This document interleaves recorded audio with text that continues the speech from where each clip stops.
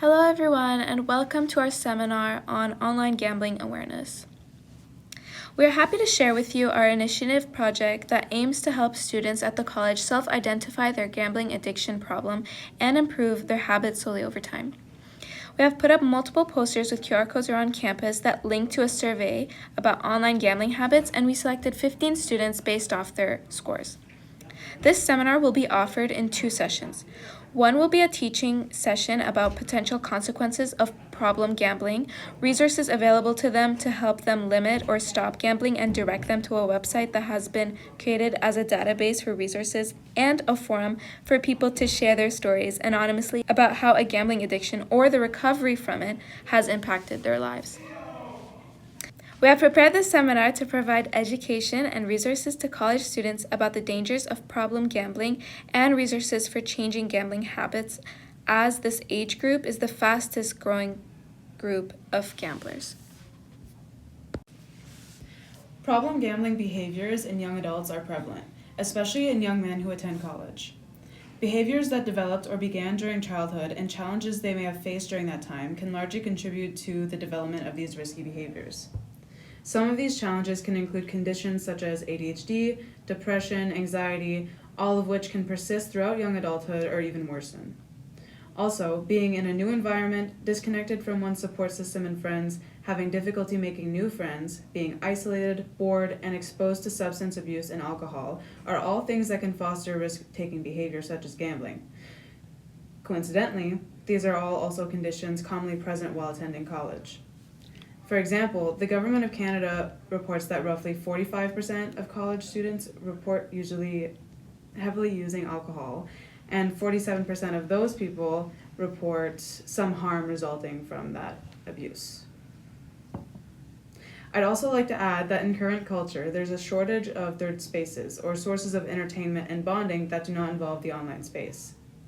Also, many figures idolized by men heavily promote and endorse online gambling, and the popularity of things like online sports betting are perpetually on the rise. All of these factors place college-age men most at risk for developing risky gambling behavior or gambling addiction.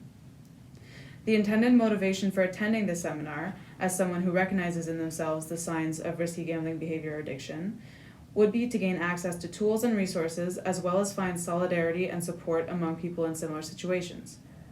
As said by Gamblers Anonymous, our experience has shown that the GA program will always work for anyone who wants to stop gambling. It will seldom work for the man or woman who cannot or will not squarely face the facts about this illness.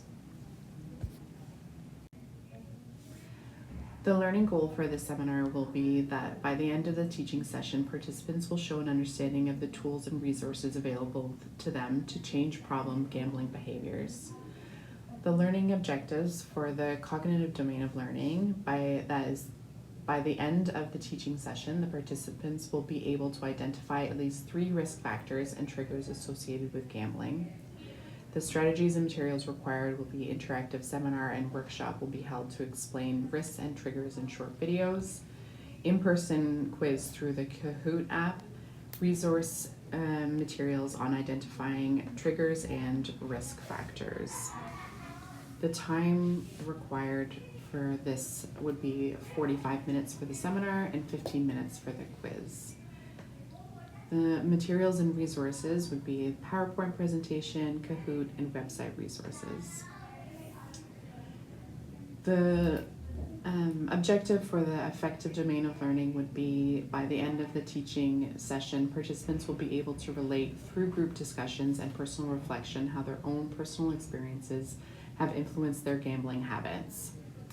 The strategies and materials required would be pre- and post-program surveys, group discussions, and real-life testimonials for emotional impact through personal stories or testimonial videos. The time required would be 15 minutes per survey and 30 minutes for the discussions. The materials and resources are to YouTube testimonial videos, open-ended questions to promote discussion, and non-judgmental attitude of the instructors.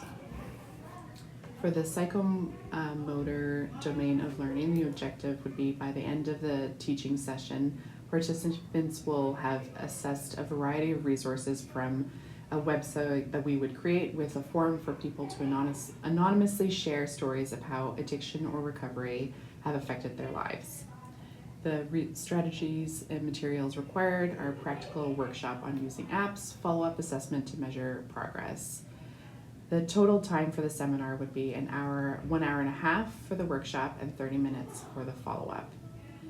The materials and resources needed for the psychomotor objective would be gambling apps to show different ways to set limits, the website that we have created with a message forum that is open to all and moderated by members of the OGA community to prevent the spread of potentially harmful rhetoric or anti-healing messaging.